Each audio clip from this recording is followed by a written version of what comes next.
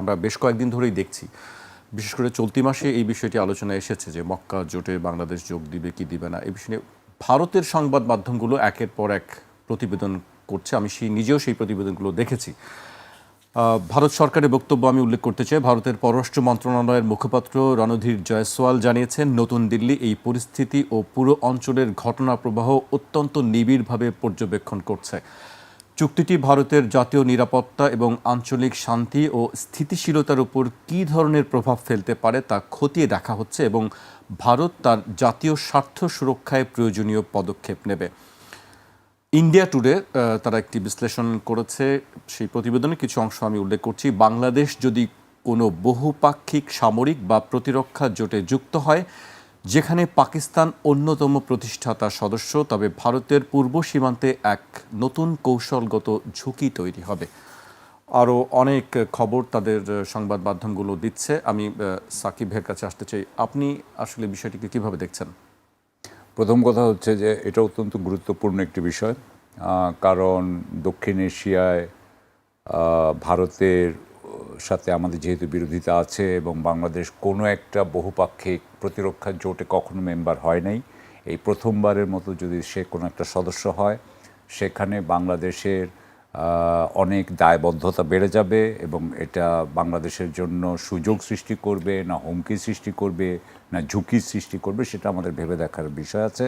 সুতরাং আমি মনে করি এটা অত্যন্ত গুরুত্বপূর্ণ বিষয়। প্রথম কথা হচ্ছে যে আমাদেরকে এই প্রেক্ষাপটটা আগে বুঝতে হবে যে এটা আগে একবার সৌদি আরবের সাথে একবার বাংলাদেশ শেখ হাসিনার সময় একটা অ্যান্টি হুথি আপনার কোয়ালিশনের মেম্বার ছিল, কিন্তু সেই সময় বাংলাদেশের সেনাবাহিনীকে খুব একটা কোনো কাজ করতে হয় নাই বা যুদ্ধ করতে হয় নাই হুথিদের বিরুদ্ধে। সেখানে পাকিস্তানও ছিল, সৌদি আরবের সাথে অন্যান্য দেশও ছিল, ইজিপ্ট সবাই ছিল, অনেকে ছিল। এরপরে এইবার যেটা হলো যে ইরানের সাথে যখন যুক্তরাষ্ট্রের যুদ্ধ হইল তখন ইরান যুক্তরাষ্ট্রের, আচ্ছা এখানে একটু বলা দরকার, একটু লেট মি গো ব্যাক। সেটা হচ্ছে যে সৌদি যে রাজ পরিবার তারা কিন্তু তাদের নিজস্ব নিরাপত্তার জন্য অত্যন্ত আপনার এটার ব্যাপারে সাবধানী। সেই জন্য তাদের সাথে পাকিস্তানি সেনাবাহিনীরও কিন্তু আছে, আপনার চুক্তি আছে, যেখানে পাকিস্তানি সেনাবাহিনী বোধহয় 8,000, এখন আমি যতদূর মনে পড়ে 8,000 বা 10,000, তারা already station in Saudi Arabia. এবং সাথে সাথে মার্কিন বাহিনীর সাথেও কিন্তু সৌদিদের এই ধরনের একটা চুক্তি ছিল, যেখানে সৌদ পরিবারকে তারা নিরাপত্তা দিবে বলে বলা হইতো। এবং এর পরিবর্তে আপনার সৌদি আরবিয়া আপনার যুক্তরাষ্ট্রের সাথে একটা আর্থিক সম্পর্ক করেছে এবং পাকিস্তানের সাথেও আর্থিক সম্পর্ক করেছে। এখন আমি আসি যে এরপরে কিন্তু আপনি জানেন যে ইরানের সাথে সৌদি আরবের কিন্তু বিরাট আপনার বিরোধপূর্ণ সম্পর্ক ছিল, যেটা কয়েক বছর আগে চীনের মধ্যস্থতায় এটাকে করা হয়, একটা নিষ্পত্তি আনা হয়। কিন্তু তারপরেও তাদেরকে বন্ধু ভাবাপন্ন এটা কিন্তু ধরা যাবে না। তাদের মধ্যে এক ধরনের শীতল আপনার কোএক্সিস্টেন্স, শীতল সহাবস্থান বলতে পারি। এরপরে যেটা হলো, যখন ইরান যুদ্ধ শুরু হলো তখন যুক্তরাষ্ট্র যেই ঘাঁটিগুলো করেছিল, যেই ঘাঁটিগুলোর রেখে যুক্তরাষ্ট্র এই গালফ কান্ট্রিজকে, সৌদি আরবিয়া এবং আর অন্যান্য যে 5টা দেশ, সেই 5টা দেশকে সে বলছিল যে আমরাই তোমাদেরকে প্রতিরক্ষা দিব, আমরাই তোমাদেরকে নিরাপদ রাখবো, ইরান তোমাদেরকে কিছু করতে পারবে না। সেই যে চুক্তিটা ছিল, সেই যে সমঝোতাটা ছিল, এইটা কিন্তু এখন ভেঙে পড়েছে। কারণটা কি? কারণ হচ্ছে ইরান যেহেতু তার ঘাঁটিগুলোকে ধ্বংস করে দিয়েছে, মার্কিন যুক্তরাষ্ট্রের বাহিনী এখন আর মধ্যপ্রাচ্যে অন্তত ওই দেশগুলোতে থাকা সম্ভব না। বলা হচ্ছে তারা নাকি ইসরায়েলে নিয়ে যাবে তাদের ঘাঁটি। এখন এই অবস্থায় তাহলে যদি এই ঘাঁটিগুলো না থাকে যুক্তরাষ্ট্রে, তাহলে সৌদি আরবকে কেউ আক্রমণ করে, তাহলে সৌদি আরবকে রক্ষা করবে কে? সেই প্রতিরক্ষার জন্য সে 2টা দেশকে বেছে নিয়েছে, পাকিস্তান এবং টার্কি। অর্থাৎ সৌদি আরবকে যদি কেউ আক্রমণ করে তাহলে পাকিস্তান এবং টার্কি তার আপনার প্রতিরক্ষায় আসবে বলে আমরা এটা ধরে নিতে পারি, কারণ এটাই সে করে থাকে। কারণ এর পরিবর্তে সৌদি আরব কী করবে? সৌদি আরব তাদেরকে টাকা পয়সা দিবে বলে আমরা মনে করি। এখন আমরা কিন্তু এই ড্রাফটটা দেখি নাই, তার মানে ড্রাফটটাতে আমি যদি না দেখি, এটা যে মিউচুয়াল পারস্পরিক, এটা আমার মনে হয় না। কথার কথা বলি যে যদি পাকিস্তান আর ইন্ডিয়ার মধ্যে যদি যুদ্ধ হয়, তাহলে কি আপনার সৌদি আরব এসে আপনার পাকিস্তানের পক্ষে যুদ্ধ করবে ইন্ডিয়ার এগেনস্টে? আমি জানি না। টার্কি এসে কি, তুরস্ক এসে কি তখন পাকিস্তানের পক্ষে? আপনি যেটি বলছেন যে ড্রাফট আমরা দেখিনি, কিন্তু এরই মধ্যে আন্তর্জাতিক গণমাধ্যমগুলো বলছে যে চুক্তির মধ্যে আছে যে একটি দেশ আক্রান্ত হলে বাকিরা সেই আমার কাছে এটা ফিজিবল মনে হয় না। আমার কাছে এটা বলছে, যেহেতু আমি দেখিনি, আমার কাছে এটা ফিজিবল মনে হয় না। হ্যাঁ, ফুয়াদ সহ আলোচক আছে আমাদের ভাই, ফুয়াদ আরও ভালোভাবে বলতে পারবেন, কিন্তু আমার কাছে মনে হয়েছে যে এটা একপক্ষীয় হবে, অর্থাৎ সৌদি আরবকে আক্রান্ত করলে অবশ্যই পাকিস্তানে যাবে এবং টার্কি যাবে, কিন্তু পাকিস্তানকে যদি অ্যাটাক করে, ধরেন ইন্ডিয়ার সাথে যেমন অপারেশন সিন্দুর হলো, এরকম যদি কিছু হয়, তখন ওরা এসে যাবে, আপনার সৌদি F-15 ফাইটার প্লেন এসে যাবে এগেনস্ট ইন্ডিয়া। এবং এখানে আরও একটা সমস্যা আছে, তুরস্ক সৌদি আরব কি তখন ইন্ডিয়ার বিরুদ্ধে যুদ্ধ করবে কিনা। এবং এখানে আরও একটা ব্যাপার আছে, কিন্তু মনে রাখবেন যে সৌদি আরব এবং টার্কির কিন্তু যে যুদ্ধাস্ত্রগুলো আছে সেগুলো কিন্তু আমেরিকান। ওই যুদ্ধাস্ত্রগুলো কিন্তু আমেরিকার শত্রু দেশ না হলে কিন্তু আপনি ব্যবহারও করতে পারবেন না মোস্ট প্রবাবলি। ইন্ডিয়ার বিরুদ্ধে ব্যবহার করতে ওরা পারমিশন দেবে কিনা সেটা নিয়েও কথা আছে। সো আমি সেই জন্য বলছি যে আপনি যেটা দিয়ে শুরু হয়েছিল যে ভারত আমাদের বাংলাদেশের ব্যাপারে চিন্তা করে, বাংলাদেশ যদি সত্যি সত্যি জোট নিরপেক্ষ একটা মানে জোটবদ্ধ একটা দেশ হইতো, যদি এটা সত্যি সত্যি এমন হইতো যে বাংলাদেশের উপরে বাংলাদেশ যদি ভারত দ্বারা আক্রান্ত হয়, তাহলে তুরস্ক এবং পাকিস্তান, কথার কথা বলছি, বা পাকিস্তান সে বাংলাদেশের হয়ে বিরুদ্ধে যুদ্ধ করবে, ইন্ডিয়ার বিরুদ্ধে যুদ্ধ করবে, তাহলে অবশ্যই জিনিসটা মানে ভারতের জন্য ভারত মনে করতে পারে যে তার ঝুঁকি বেড়ে যাচ্ছে, এটা মনে করতে পারে সে। কারণ সে একা বাংলাদেশকে যতটা সহজে কবজা করতে পারবে, তার সাথে যদি তার দুইটা দেশ থাকে, টার্কি এবং পাকিস্তান, তার পাশে দাঁড়িয়ে থাকে এবং বলে যে আমরা তোমাকে কোনো মতেই বাংলাদেশকে অ্যাটাক করতে দিব না, তাহলে অবশ্যই ভারতের আপনার সীমাবদ্ধতা হবে। এবং তার ফলে উত্তর পূর্ব ভারতে কী হইতে পারে, বিচ্ছিন্নতাবাদীদেরকে কোনো মানে উৎসাহ দেওয়া হবে কিনা, এগুলো তারা ভাবতে পারে। জি, আমি আপনার কাছে আবারও আসবো। আমি এ পর্যায়ে ব্যারিস্টার আসাদুজ্জামান ফুয়াদের কাছে আসতে চাই, কিন্তু তার আগে আমি রয়টার্সের একটি প্রতিবেদন উল্লেখ করতে চাই, কিছু অংশ। রয়টার্স তারা হেডলাইন করেছে, মক্কা চুক্তিতে যোগ দিলে ভারতের সঙ্গে সম্পর্ক আরও জটিল হতে পারে। সৌদি আরব, তুরস্ক ও পাকিস্তানের মধ্যে সম্প্রতি স্বাক্ষরিত পারস্পরিক প্রতিরক্ষা চুক্তি বা মক্কা চুক্তিতে যোগ দেওয়ার বিষয়টি বিবেচনা করছে বাংলাদেশ। পররাষ্ট্র প্রতিমন্ত্রী হুমায়ুন কবিরের বরাতে তথ্য জানিয়েছে বার্তা সংস্থা রয়টার্স।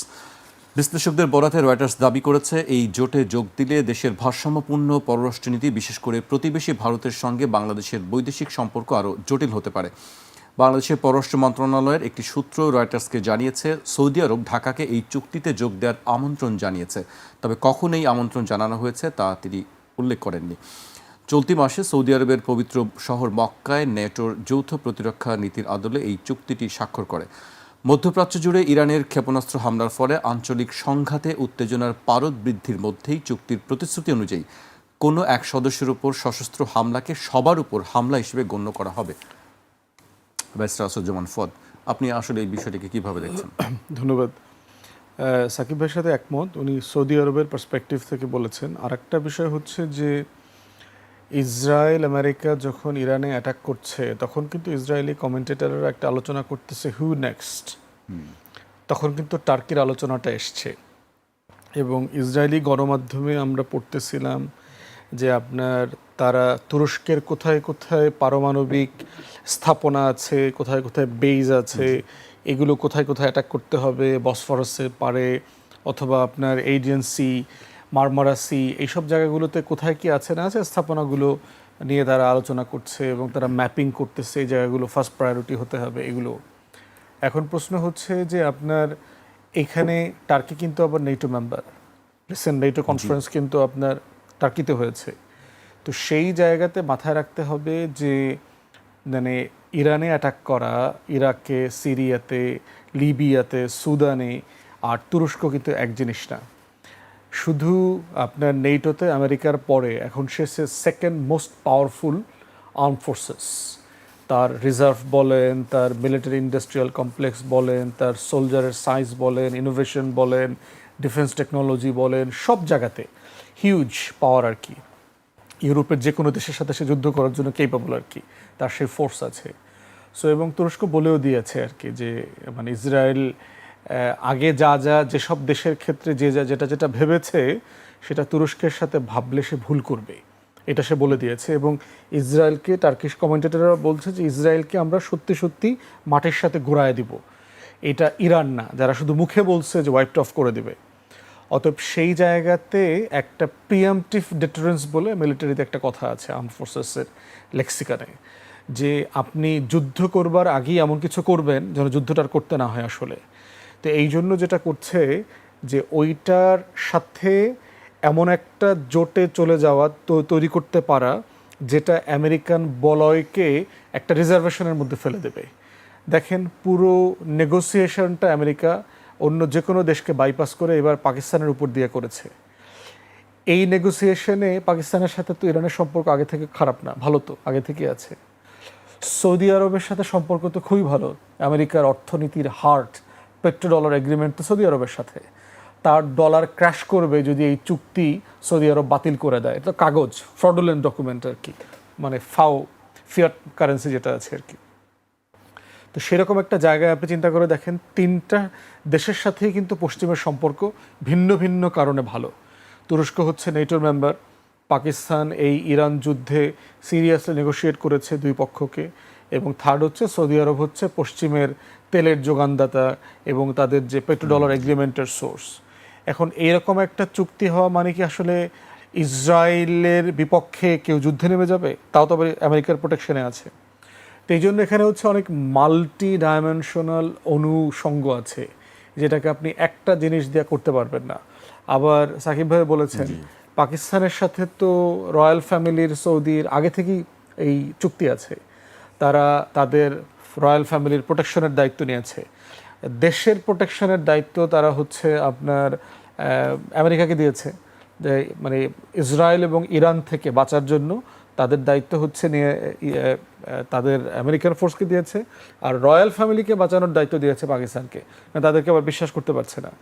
তো সেই জায়গাতে আমার মনে হয় যে এখানে অনেকগুলো অনুষঙ্গ একসাথে কাজ করছে, যে এইটা মুসলিম নেটো কিনা, মানে এটাতে ধরেন পাকিস্তানে অ্যাটাক করলো ইন্ডিয়া অপারেশন সিঁদুরের মতো, সৌদি আরব কীভাবে সাহায্য করবে? যে তার রয়্যাল ফ্যামিলির প্রোটেকশন দিতে পারে না, তার নিজের কিছু নাই, সে কীভাবে যুদ্ধ করবে? তার যে স্থাপনা আছে সে স্থাপনাগুলো তো চুক্তির অধীনে আছে, সেই সব অস্ত্র ব্যবহার করতে হলেও তো আপনার বিক্রেতা যার কাছ থেকে আসছে তার অনুমতি লাগবে। ওটা হয়তো ইউজ করতে পারবে পাকিস্তান এবং টার্কিশরা, কিন্তু সেটার অনুমতি আছে কিনা, অনুমোদন আছে কিনা ভারতের বিরুদ্ধে যুদ্ধ করতে পারবে? অতএব সেই জায়গাতে টেকনিক্যালি আমার কাছে মনে হয়েছে যে মুসলিম নেটো যে মানে আর্টিকেল 5 রেফার করা হচ্ছে বারবার, যে একজন দেশ আহত হলে আরেকজন আগায় আসবে, যুদ্ধ করা হবে, এই জায়গাটা মনে হয় না ঠিক এক্স্যাক্টলি ওইরকম। কিন্তু এর বাইরে কি আসলে সুবিধা হতে পারে? এখন প্রশ্ন হচ্ছে একই সময় দেখবেন যুদ্ধের বাইরে মিশরকে কিন্তু তারা ইনভাইট মিলিটারি করেছে। একটা অ্যালায়েন্স বলা হচ্ছে। হ্যাঁ, অ্যালায়েন্স এই কারণে একটা বড় বিষয় তো ঘটে গেছে যে গালফ কান্ট্রিগুলোর হিস্টোরিক্যাল প্রোটেকশনের চুক্তি যেটা আমেরিকার উপরে ছিল, পশ্চিমাদের উপরে ছিল, সেটা ইরান নাস্তানাবুদ করে দিয়েছে। সিম্পলি এই দেশগুলোকে প্রোটেকশন দেওয়ার সক্ষমতা আমেরিকার অথবা পশ্চিমের কারো নাই, এটা প্রমাণ হয়ে গেছে। তাহলে এখন প্রশ্ন হচ্ছে গালফ কান্ট্রিগুলোর দুইটা ঝুঁকি আছে, তিনটা ঝুঁকি ইনফ্যাক্ট টেকনিক্যালি। একটা ঝুঁকি হচ্ছে শিয়া ইরানের পক্ষ থেকে একটা ঝুঁকি আছে, ইসরায়েলের এক্সপানশনিস্ট পলিসির জায়গা থেকে তার একটা ঝুঁকি আছে। থার্ড হচ্ছে গালফের ভিতরে ইন্টারনাল একটা পলিটিক্স আছে। আপনার মনে থাকার কথা যে আরব আমিরাত কিন্তু মানে গালফের ভিতরে জিসিসির ভিতরে কিন্তু দেশ দখল করার চেষ্টা করেছে। কাতার ইমিডিয়েটলি তুরস্ককে বলে তার ডিপ্লয়মেন্ট নিয়ে আসতে হয়েছে, তাকে ব্লকেট দিয়েছে, বাকি দেশগুলো মিলে তার সাথে ব্যবসা বাণিজ্য লেনদেন সব বন্ধ করে দিয়েছে। তুরস্ক ইনফ্যাক্ট কাতারকে সেভ করেছে ওই সময়টাতে। এবং আজকে যদি আপনি মোসাদের অপারেশন দেখেন, out of Israel the largest Mossad operation station হচ্ছে দুবাই, আরব আমিরাত। তার থার্ড লার্জেস্ট অপারেশন স্টেশন হচ্ছে ইন্ডিয়াতে। তাহলে এই রিলেশনশিপগুলো তো মাথায় রাখতে হবে, যে এরা তো আবার গালফ কান্ট্রিরও মেম্বার, সৌদি আরব, দুবাই, কাতার টাতার মিলা যারা আছে। তাহলে আপনি জিসির তো নিজস্ব প্রোটেকশনের প্রোটোকল আছে, যে আপনি এখানে আঘাত করতে পারবেন কি পারবেন না। তো এই জন্য আমার কাছে মনে হচ্ছে যেভাবে মুসলিম নেটো এটা সেটা বলা হচ্ছে, ব্যাপারটা এরকম না। বাট ইন্ডিয়ার তো জেনুইন ভয়ের কারণ আছে। কারণ হচ্ছে যে আপনি এমন কিছু দেশ একত্রিত হয়েছে যার তিনটা দেশের কম্বিনেশন একটা হিউজ পাওয়ারফুল শক্তি বলয় তৈরি করে ফেলেছে। পাকিস্তানের কাছে পারমাণবিক বোমা আছে, তুরস্ক এখন আমেরিকার পরে সবচেয়ে বড় মিলিটারি ইন্ডাস্ট্রিয়াল কমপ্লেক্সের মালিক, আর হচ্ছে সৌদি আরবের কাছে হচ্ছে টাকা, অফুরন্ত টাকা আছে। তো এই সব কিছু যদি যোগ করেন, এটা নিঃসন্দেহে যে কোনো দেশের জন্য একটা গুরুত্বপূর্ণ হুমকির জায়গা বেশ করে। আমার কাছে মনে হচ্ছে ইন্ডিয়ার ভীতিটা জোটে বিষয়ে না, বিষয়টা হচ্ছে বিভিন্ন কারণে গত 2 বছর থেকে বাংলাদেশ কিন্তু তুরস্ক, চায়না এবং পাকিস্তানের সাথে তার সম্পর্ক, প্রতিরক্ষা সম্পর্ক প্যারালালি বৃদ্ধি করছে। এবং গতকালকে দেখছেন আপনি চাইনিজ বিমান আনবার ব্যাপারে উপদেষ্টা সরাসরি বলে দিয়েছে চুক্তির প্রিপারেশন চলছে টাকা সাপেক্ষে। অতএব সেই জায়গাতে এই বাইল্যাটারাল সম্পর্কটা তাকে মানে আরও বেশি মানে চিন্তিত করে ফেলেছে, দুশ্চিন্তার মধ্যে ফেলে দিয়েছে। এবং আরেকটা বড় সংকটের জায়গা হচ্ছে সৌদি আরব এবং গালফ কান্ট্রিতে কিন্তু ইন্ডিয়ার হিউজ মার্কেট আছে। যদি এই 3টা দেশ একসাথে মিলে কাজ করে, যুদ্ধে যাওয়া ছাড়াই ভারতের অর্থনীতিকে প্রচণ্ড রকম করে বিপদে ফেলতে পারবে। একটা হচ্ছে এইসব দেশ থেকে ভারত পেট্রোলিয়াম আনে, মিনারেল যত জিনিসপত্র আছে এই দেশগুলো থেকে আনতে হয়। দ্বিতীয়ত হচ্ছে হিউজ এক্সপার্ট কমিউনিটি আছে ইন্ডিয়ান সৌদি আরবে এবং আলাদা গালফ কান্ট্রিগুলোতে। এই মার্কেটটা যদি বন্ধ করে দিতে চায়, সৌদি আরব বন্ধ করে দিতে পারবে, কারণ এইটা রিপ্লেস করবার মতো লেবার ফোর্স আবার পাকিস্তানের আছে, বাংলাদেশের আছে। সেই টোটাল লেবার ফোর্স আপনার মানে ফেজ আউট করে 1-2 বছরের ভিতরে ইন্ডিয়াকে নাই করে দিতে পারে। এবং এইটার ভয়ও কিন্তু আপনার আছে। বিফের ব্যাপারে দেখেন, ইন্ডিয়া গর্ব করে বলে না যে second largest beef exporting country. কোথায় এক্সপোর্ট করে সে? এই সৌদি আরবে করে, এই আরবের দেশগুলোতে করে। অতএব সৌদি আরবের চিন্তিত হবার মতো অনেকগুলো জায়গা আছে। বাংলাদেশের জায়গাটা কোথায়? বাংলাদেশকে মাথায় রাখতে হবে যে ভারত আমার শত্রু রাষ্ট্র, মিয়ানমার আমার শত্রু রাষ্ট্র, নো ডাউট। প্রশ্ন হচ্ছে আপনি এই জোটে থেকে সেটা ডিল করবেন, না আপনি আসলে বাইল্যাটারাল জোট করবেন। পাকিস্তানের সাথে আমার আলাদা সম্পর্ক, তুরস্কের সাথে আমার আলাদা সম্পর্ক এবং চায়নার সাথে আমার আলাদা সম্পর্ক। সেই সম্পর্কগুলোর ভিত্তি করে আপনি প্রতিরক্ষার জায়গাতে আসবেন। আর একটা জিনিস মাথায় রাখবেন, সৌদি আরব এবং গালফ কান্ট্রিগুলো পাকিস্তানকে এবং তুরস্ককে যেভাবে দেখে, বাংলাদেশকে কিন্তু মোটেই ততটুকু সম্মান দিয়ে দেখে না। মিসকিনের দেশ বলে, প্রচুর ফকির মিসকিন আছে, কিন্তু ওই জায়গাটা কিন্তু পাকিস্তান তুরস্কের জন্য মানে বাস্তবতা না। অতএব সেরকম একটা রিয়েলিটিতে আপনি এখানে ঢুকলে সম্মানজনক সদস্যপদ আপনি পাবেন কিনা, এটাও কিন্তু মাথায় রাখতে হবে। জি, আপনার কাছে আমি আসবো। আমি সাকিব ভাইয়ের কাছে আসতে চাই। আপনার কাছে কি মনে হয়, বাংলাদেশের কি আসলে এই জোটে যোগ দেওয়া উচিত কি উচিত না, বা আমাদের জন্য আসলে লাভ ক্ষতির কি বিষয় আছে? প্রথম কথা, এর মধ্যে আর কয়েকটা কথা যেটা ডিসকাস হয় নাই, আমি সেই কয়েকটা কথা বলি। দুইটা দিক আনি। ফুয়াদ তো অনেক কিছু বললেন। সেটা হচ্ছে দুটো দিক আছে। একটা হচ্ছে যে নেটো বলেন বা যে কোনো জোটবদ্ধ এর মধ্যে ইন্টার অপারেবিলিটি বলে একটা কথা আছে। অর্থাৎ একজনের অস্ত্র যাতে বা সরঞ্জাম যাতে আরেকজন ব্যবহার করতে পারে। ধরেন আপনার একটা জোটের একটা দেশের অনেকগুলো ট্যাঙ্ক নষ্ট হয়ে গেল, ধ্বংস হয়ে গেল, সে যাতে অন্যের ট্যাঙ্কটা ব্যবহার করতে পারে। এখন দেখেন এখানে কিন্তু এটা করতে পারবেন না, কারণ টার্কিশ হচ্ছে কি আপনার টার্কিশ হচ্ছে আমেরিকান এবং তাদের নিজস্ব, অন্যদিকে পাকিস্তানটা হচ্ছে পাকিস্তানের নিজস্ব, আর একটা হচ্ছে চাইনিজ। তাহলে চাইনিজ আর আমেরিকানতে ইন্টার অপারেবিলিটি নাই।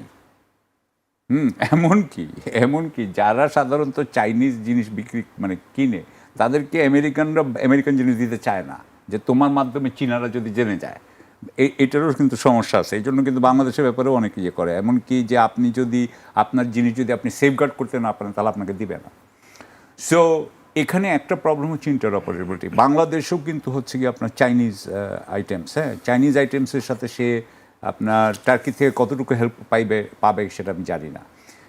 ও যেটা বললেন ঠিক সেটা ঠিক, যে আমরা কিন্তু এর আগে বলেছি যে আমরা আপনার তৈরি করব, আপনার ড্রোন তৈরি করব বা অন্যান্য সরঞ্জাম তাদের সাথে তৈরি করব। দ্যাট আমার মনে হয় যে সেটা একটা ভালো পদক্ষেপ ছিল। আমি জানি না এটা কত দূর এগিয়েছে। সো এটা একটা সমস্যা আছে আমাদের, যে আমরা ইন্টার অপারেটিবিলিটি আছে কিনা।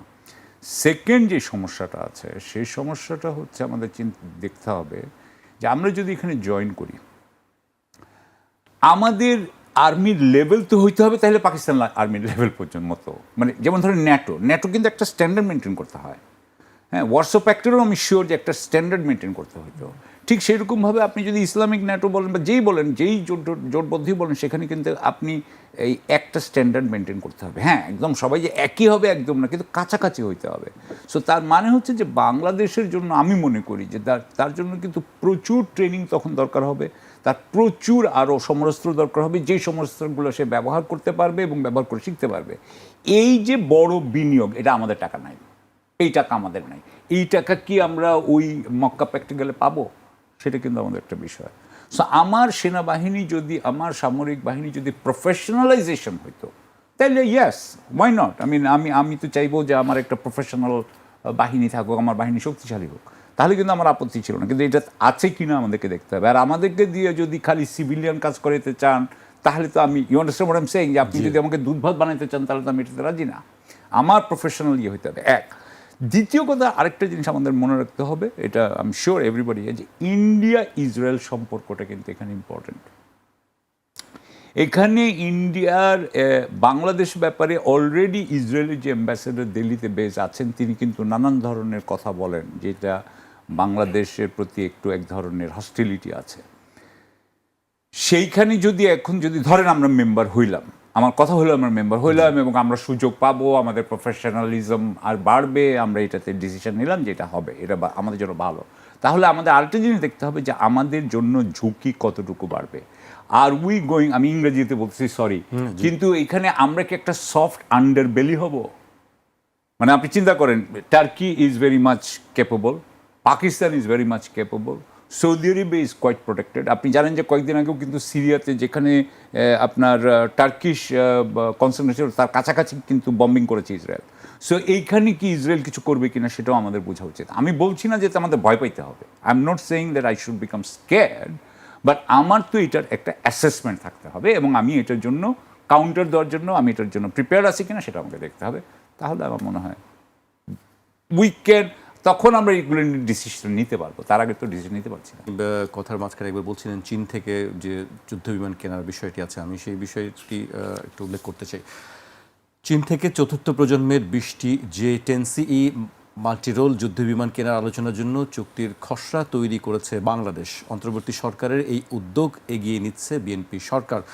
$2.14 বিলিয়ন সমপরিমাণ 26,314 কোটি টাকা ব্যয় হবে এতে। 8 অর্থ বছরে দাম পরিশোধ করা হবে। 10টি বিমান ঘাটতি পূরণে কেনা হবে, বাকি 10টি বিমান কেনা হবে বিমান বাহিনীর নতুন স্কোয়াড্রন গঠনে। মঙ্গলবার প্রধানমন্ত্রীর উপদেষ্টা ডক্টর জাহিদুর রহমান সচিবালয়ের সংবাদ সম্মেলনে জানান, চীন থেকে J-10 যুদ্ধবিমান কেনার প্রক্রিয়া এগিয়ে নিচ্ছে সরকার। এটি নিয়েও আলোচনা হচ্ছে, আসলে এটি আমাদের কতটুকু লাভজনক হবে। একটা বিষয় দেখেন যে আগের আলোচনার এক্সটেনশনে, জি, সেটা হচ্ছে যে ইরানকে এবং মিশরকে এই জোটে জয়েন করবার জন্য বলা হয়েছে। এখন এই মিশর এখন পর্যন্ত কোনো কথা দেয় নেই, ইরানও বলছে আমি অবজার্ভ করছি, দেখতে পাচ্ছি আর কি দেখছি। দিন শেষে যেহেতু তিনটা দেশের সাথেই পশ্চিমের সম্পর্ক ভালো, এই জোটটা কি শিয়া সুন্নি বিরোধে জড়ায়া যাবে কিনা, এটা কিন্তু একটা হিউজ ঝুঁকির জায়গা আছে। কারণ পশ্চিমারা শিয়া সুন্নি ডিভাইডটাকে যখন প্রেজেন্ট করে, তখন দেখবেন সৌদিকে বলা হচ্ছে leader of the Sunni world. Saudi রাজ পরিবার, তাদের যেহেতু মক্কা মদিনার নিয়ন্ত্রণ তাদের হাতে আছে। আর দ্বিতীয়ত হচ্ছে ইরানকে বলা হচ্ছে leader of the Shia world, Shia কমিউনিটির। এখন এই কমিউনিটির মাঝখানের বিরোধের জায়গাটা আমরা দেখেছি গত 40 বছর ধরে আমেরিকা কীভাবে লালন পালন করেছে। এই যে ফিয়ার ফ্যাক্টরকে কাজ করে, ফিয়ার পুশ করে ব্যবসা করা, যেটা দেখবেন আমি ট্রাম্পের অ্যাগেনস্টে দেখলাম যে একজন ডেমোক্র্যাট সেনেটর ভ্যান্স হোলেন, তিনি অভিযোগ করেছেন যে এই অর্থ বছরে নাকি এই যুদ্ধকে কেন্দ্র করে ট্রাম্পের কোম্পানি নাকি $15 মিলিয়ন উপরে প্রফিট করেছে। আর ক্ষমতা আসার পর থেকে এই টার্মে সে $1 বিলিয়ন উপরে সে প্রফিট করেছে, যুদ্ধ, ক্ষমতা এগুলোকে অপব্যবহার করে। তাহলে এখন প্রশ্ন হচ্ছে যে আমেরিকার এই এস্টাবলিশমেন্টের জায়গাটা কিন্তু খুব পরিষ্কারভাবে আমাদেরকে দেখতে হবে, বোঝার বিষয় আছে যে আমরা অন্য কোনো ভ্রাতৃঘাতী যুদ্ধে জড়ায়া পড়ছি কিনা। দেখবেন যে হুতির অ্যাগেনস্টে যখন এন্টি হুতি কোয়ালিশন করা হচ্ছিল, তখন কিন্তু মুসলিম ওয়ার্ল্ডে একই কনসার্ন আসছে। আবার আমাদের তো ওয়াইসি আছে। প্রশ্ন হচ্ছে যদি আপনি মুসলিম কান্ট্রিগুলোর মধ্যে এই কোঅপারেশনটা করতে চান, আপনি ওয়াইসির নেতৃত্বে করছেন না কেন? তাহলে এটা তো সারা দুনিয়ার মুসলমানদেরকে একটা সেফগার্ড করবার জন্য প্রোটোকল। ওয়াইসির কোনো কার্যক্রম আছে কি দেখেন? ওয়াইসির একটা অফিস তো আছে, ওয়াইসিতে আমরা সদস্য আছি। বিবৃতি তো শুনি না, দেখি না। বিবৃতি দেয় ওনারা, আপনারা হয়তো ছাপার টাপার না আর কি, সব তো খবরে আসে না আর কি, আপনারা খোঁজ খবর রাখেন না আর কি। রাখি, কিন্তু আমি এই যে সম্প্রতি আপনি বলি যে ইরান যুদ্ধ নিয়েও তো খুব একটা আমি তাদের অ্যাক্টিভিটিস মানে কোন পক্ষে দেবে, কারণ সমস্যা হচ্ছে ইরানও তার সদস্য, আবার সৌদি আরব, গালফ কান্ট্রিগুলো তার সদস্য, আবার আমেরিকা আছে ওই পারে। তারা নিজেরাই আসলে ডিভাইডেড হয়ে আছে। হ্যাঁ, নিঃসন্দেহে এটা মানে এটা ডিসফাংশনাল অর্গানাইজেশন। অতএব সেই জায়গাতে আপনার এই ডিফেন্স প্যাক্টটার এক্সটেনশনটা কিন্তু খুব জটিল আকার ধারণ করবে, এবং এটাকে একটা অ্যাবিউসিভ ইনস্ট্রুমেন্ট আকারে ব্যবহার করবার চেষ্টা পশ্চিমারা কোনো ফর্মে করে কিনা সেটা কিন্তু আমাদেরকে আবার মাথায় রাখতে হবে। তো সেই জায়গাতে যে ধরেন, যেহেতু এই তিনটা দেশের সাথেই আমেরিকার সম্পর্ক অত্যন্ত ভালো, এন্টি ইরান পজিশনটাকে স্ট্রেনদেন করবার জন্য এটাকে কাজে লাগানো হবে কিনা, এবং অন্যান্য দেশ গালফ কান্ট্রিগুলো জিসিসি ইতিমধ্যে দেখছেন ওপেক থেকে কিন্তু আরব আমিরাত বের হয়ে গেছে, জিসিসি অলরেডি নিষ্ক্রিয় হয়ে গেছে বিভিন্ন কারণে, সৌদি আরবের সাথে দূরত্ব বেড়ে গেছে। তো এই বাস্তবতাগুলো আমাদের সবাইকে মাথায় রাখতে হবে, কারণ আমার শ্রমিক সৌদি আরবেও যাচ্ছে, আরব আমিরাতেও যাবে, সে সব জায়গাতেই কাজ করছে, আবার আমার ডিফেন্সও দরকার। তো এই জন্য আমরা বোধ করছি যে আমাদের আলোচনাটা করা দরকার। আমার মনে হয় যে তুরস্ক, ইয়ানি সাফাক থেকে শুরু করে বিভিন্ন জায়গাতে তুরস্কের লিডারশিপের পক্ষ থেকে একটা আগ্রহ আসছে, তারা চায় বাংলাদেশ এই জোটে আসুক, আলোচনা চলুক। সৌদি আরবে যাওয়ার ব্যাপারে প্রাইম মিনিস্টারকে দাওয়াত দেওয়া হয়েছে, পিএম যাক, সেখানে বিষয়গুলো নিয়ে খোলামেলা কথা হোক, এবং আমরা কিভাবে এখানে অংশগ্রহণ করতে পারি, কোন শর্তে। এবং আমাদের একটা জিনিস মাথায় রাখতে হবে, ইসরায়েল সাপেক্ষে মধ্যপ্রাচ্যের যে রাজনীতি, তুরস্কের যে রাজনীতি, নেটোর সাথে যে রাজনীতি, ভারত পাকিস্তান এবং দক্ষিণ এশিয়ার রাজনীতি কিন্তু একই ম্যাপে চলবে না, এটা নিজস্ব গ্রামার আছে। অতএব সেটাকে মাথায় রেখে আমার স্বার্থ বিবেচনা করাটা হচ্ছে সবচেয়ে গুরুত্বপূর্ণ, এবং সেক্ষেত্রে আমরা বোধ করছি যে আপনি সর্বোচ্চ বেনিফিট কোথায় পাবেন, বাইল্যাটারাল সম্পর্কে গেলে পাবেন না মাল্টিল্যাটারাল প্যাক্টে গেলে পাবেন। জয়েন করে ফেললে কিন্তু আপনার অব্লিগেশনও তৈরি হবে, সেটা আপনি আসলে ডিসপেন্স করতে পারবেন কিনা। এখন প্রশ্ন হচ্ছে যুদ্ধবিমান কেনার ব্যাপারে। দেখেন, আওয়ামী লীগ হিস্টোরিক্যালি, আওয়ামী লীগ এবং বাংলাদেশের বামরা দেখবেন হিস্টোরিক্যালি হচ্ছে অ্যান্টি মিলিটারি একটা পজিশন নেয়। কি দরকার সেনাবাহিনীর, ভারত আমাদের বন্ধু রাষ্ট্র। আমাদের দেখবেন ফরেন পলিসির আপনার মানে বেজ লাইন হচ্ছে দুইটা জিনিসে, একটা হচ্ছে আমার প্রতিবেশী হচ্ছে আমার বন্ধু রাষ্ট্র, আর দ্বিতীয়ত হচ্ছে আমার সংবিধানে একটা জিনিস বলে দেওয়া আছে, সবার সাথে বন্ধুত্ব, কারোর সাথে শত্রুতা না। এই দুইটা হচ্ছে আমার বেজ লাইন আমার ফরেন পলিসির। প্রবলেম হচ্ছে যে এই দুইটাই দুটো ভুয়া জিনিস। প্রতিবেশী রাষ্ট্র বাই ডিফল্ট আপনার শত্রু রাষ্ট্র হইতে পারে, বন্ধু রাষ্ট্র বলে কোনো জিনিস পলিটিক্যাল লেক্সিকানে নাই, এই রাষ্ট্রবিজ্ঞানের ভাষাতে এটা নাই।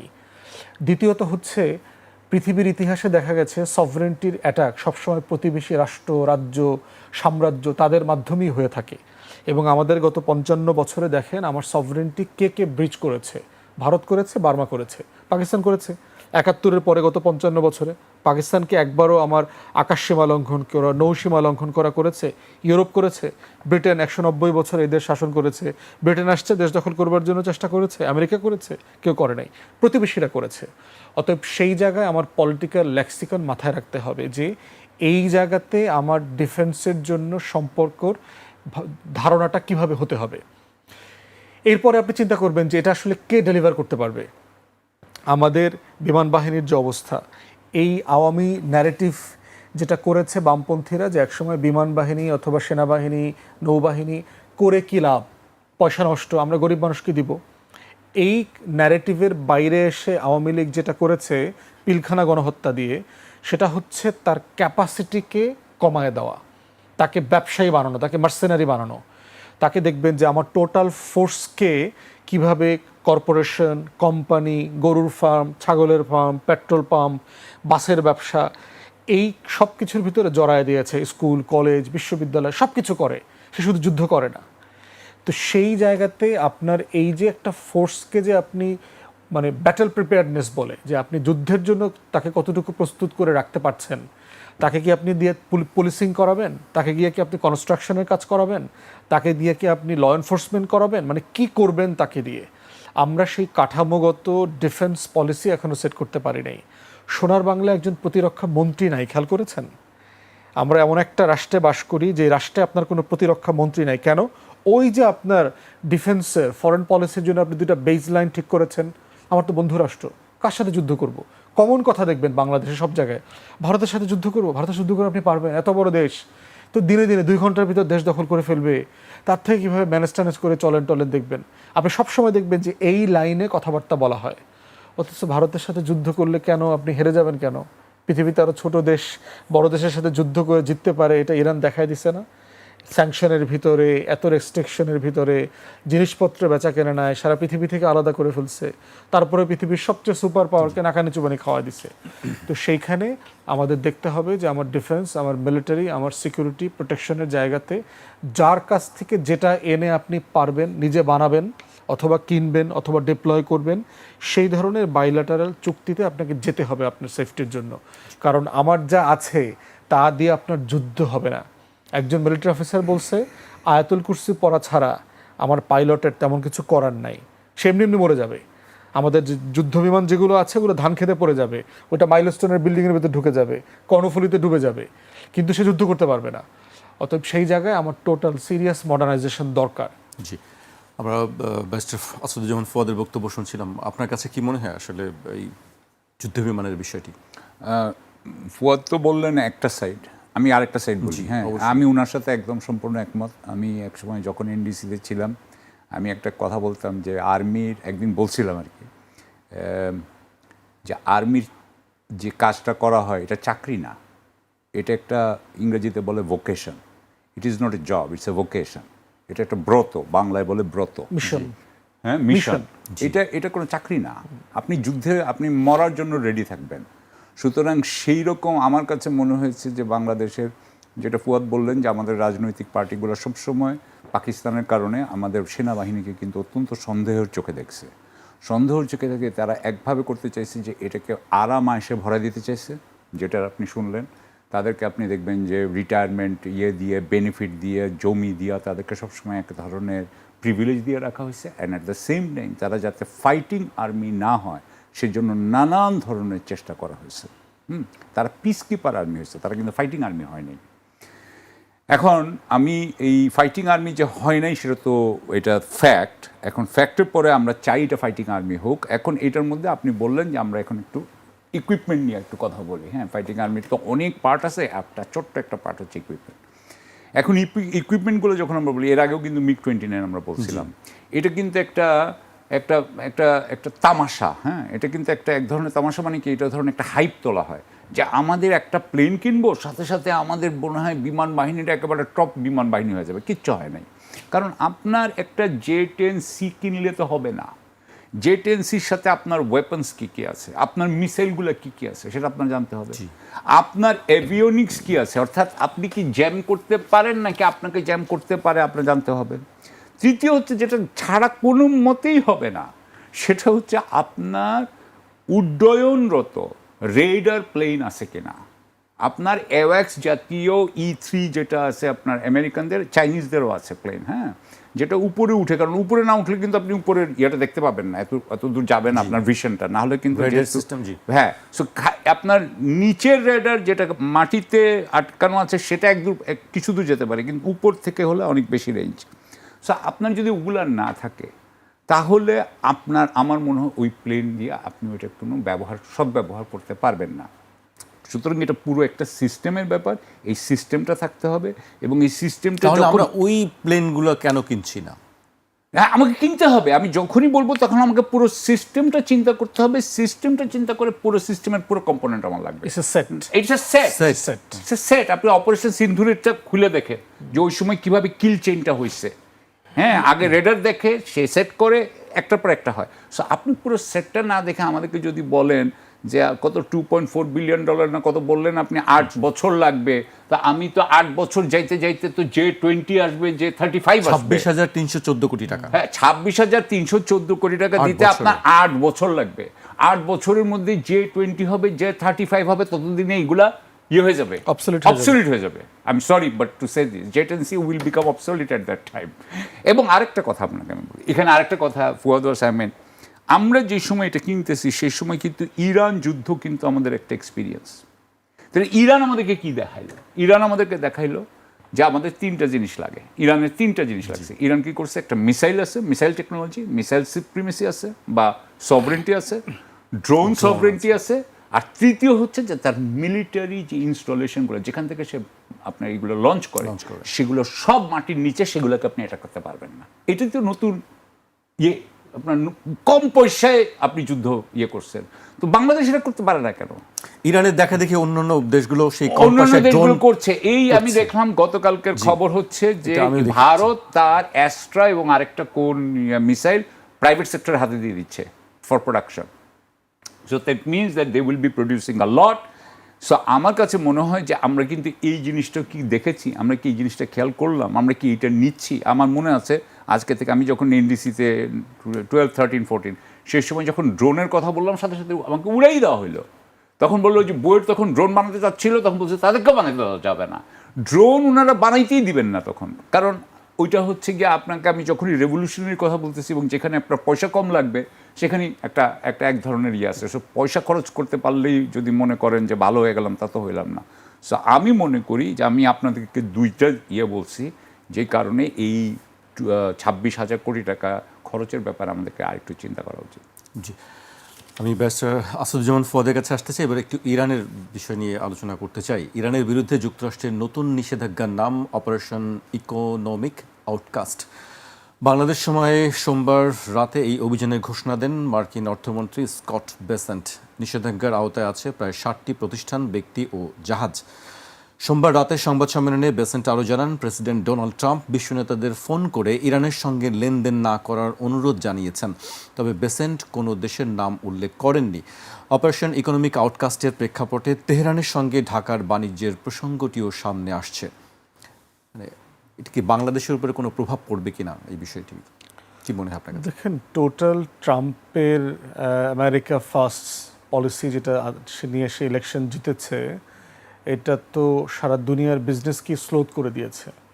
এবং আমেরিকারও কিন্তু বিজনেস প্রোডাক্টিভিটি খুব ভালো না, বরং চায়না মানে ডেসপারেটলি ভালো করছে, কোনো হিসাব ছাড়া ভালো করছে। যদিও দুনিয়ার গণমাধ্যমে চায়নাকে আমরা বুঝি কম, চিনি কম, তার ল্যাঙ্গুয়েজ ব্যারিয়ারের কারণে তাকে আমরা তার মানে অ্যাক্সেস বুঝতে পারছি না। চায়না কিন্তু প্যারিটি ওয়াইজ কিন্তু এখন দেশের মানে দুনিয়ার টপ ইকোনমি, $44 ট্রিলিয়ন তার হলো জিডিপির সাইজ।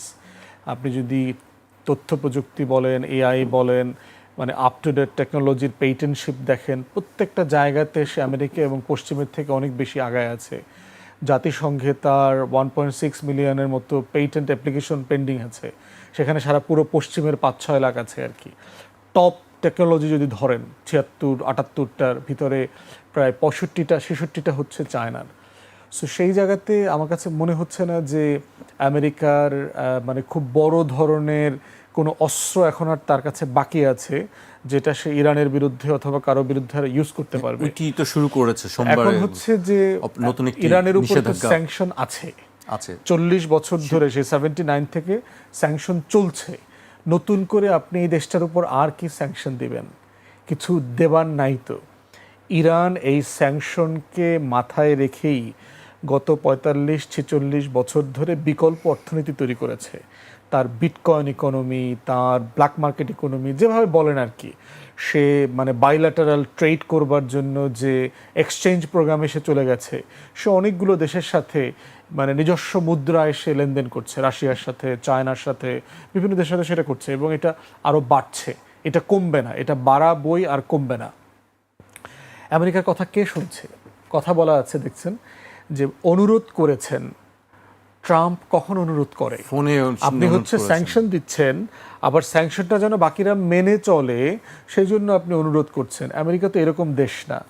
আপনি স্যাংশন দিয়েছেন, চিঠি ইস্যু করেছেন, সব দেশ অটোমেটিকলি এটা মানবে, এরকম একটা ক্ষমতার জায়গাতে তারা ছিল। এখন তো নেই, এখন তারা নাই। তাহলে সেই জায়গায় আবার উল্টা দেখেন যে সকল মাইন্ড পরিষ্কার করা হয়েছে হরমুজ থেকে, আমেরিকা তো বলেছে গত 1-2 দিনের ভিতরে। আবার সিআইএ প্রধান গোপনে দেখবেন একটা ট্রান্সপোর্ট, সামরিক ট্রান্সপোর্ট হেলিকপ্টারে করে লাটভিয়া হয়ে রাশিয়াতে গেছেন। হঠাৎ করে রাশিয়াতে যাওয়ার কি প্রয়োজন হয়েছে তার? শুধু ইউক্রেন। রাশিয়ার তো স্যাটেলাইট সাপোর্ট কি ইরানকে দিচ্ছে না? আপনার টোটাল এই ইসরায়েলের কোথায় কি আছে না আছে, টোটাল মধ্যপ্রাচ্যে কি আছে না আছে, এই সাপোর্ট তো রাশিয়া দিয়েছে তাকে। তাহলে কি করতে চাচ্ছে? আমার কাছে মনে হচ্ছে যে একটা বড় জায়গা হচ্ছে ট্রাম্প একটা অনারেবল এক্সিটের পথ খুঁজতেছে, যেটা সে পাচ্ছে না। যেই কাজটা ঘটলে পরে সে ওয়াশিংটনের ব্যালকনিতে দাঁড়ায়া ওভাল হাউসে সে বলতে পারবে যে আমেরিকা ওয়ান দ্য ওয়ার। এইরকম একটা জায়গা সে খুঁজতে চাচ্ছে, এবং সে বাচ্চাদের মতো করে চকলেট খুঁজতে দেখবেন, যখন বাবা চকলেট না দেয় মায়ের কাছে যায়, মা যখন চকলেট না দেয় কাজের বুয়ার কাছে যায়, কাজের বুয়া যখন দেয় না তখন পিয়নের কাছে যায়, দারোয়ানের কাছে যায়, দারোয়ান যখন দেয় না তখন হচ্ছে আপনার রাস্তার ভিক্ষুকের কাছে গিয়ে সে একটা চকলেট চায়। ট্রাম্পের অবস্থা হয়েছে এরকম, ইউরোপিয়ান ইউনিয়নের কাছে গেছে, তারা ফিরাইয়ে দিচ্ছে, নেটোর কাছে গেছে, তারা ফিরাইয়ে দিচ্ছে, মধ্যপ্রাচ্যের আমির ওমরারা যারা আছেন খলিফারা ফিরাইয়ে দিচ্ছেন। এখন সে আর কোথাও খুঁজে পাইতেছে না, এখন সে রাশিয়াতে লোক পাঠাইছে, দেখো কিছু একটা করা যায় কিনা আর কি। তো এখানে শুধুমাত্র ইউক্রেন যুদ্ধের বিষয় আজ নাই, এখানে ইরানের বিষয়ে আলোচিত হচ্ছে। তো টোটাল দুনিয়ার ক্ষমতার ভরকেন্দ্র বদলে গেছে। চায়না আর একটু অ্যাসার্টিভ হচ্ছে, যদিও সে মানে মাসল ফ্লেক্স করতে অভ্যস্ত না, তারপর সে ইরানের ব্যাপারে আর একটু শক্ত স্টেটমেন্ট দিয়েছে রিসেন্টলি দেখলাম। বাট মোটা দাগে মনে হচ্ছে ইরানকে নতুন করে আর এফেক্ট করবার মতো কোনো জায়গা আসলে বাকি নেই। আমাদেরও সময় খুব বেশি বাকি নেই, শেষ করতে হবে। আমি সাকিব ভাইকে দিয়ে শেষ করতে চাই। আপনার কাছে কি মনে হয় এই মার্কিন যে নতুন করে আবার নিষেধাজ্ঞা, সেটার কোনো প্রভাব কি বাংলাদেশে পড়তে পারে কিনা? বাংলাদেশের প্রভাবটা আসতেছে। বাংলাদেশ তো আসলে বাংলাদেশি ইরান থেকে কি কিনে, আমি যতদূর জানা আছে আমি তেমন কিছু কিনে বলে আমি মনে করি না। কারণ আমরা যে তেলটা কিনি সেটা কুয়েত থেকে কিনতাম, আমরা একটু আমাদের রিফাইন্ড তেল লাগে, একটু বেটার কোয়ালিটির। ইয়েরটা হাই সালফার কন্টেন্ট বোধহয় ইরানেরটা, সুতরাং ইরানের থেকে আমরা তেল কিনি না। ইরানের থেকে গ্যাস বোধহয় আমরা কিনেছি কিনা তাও বোধহয় কিনি নাই। সুতরাং আমার মনে হয় আমাদেরকে এটা এফেক্ট করবে না।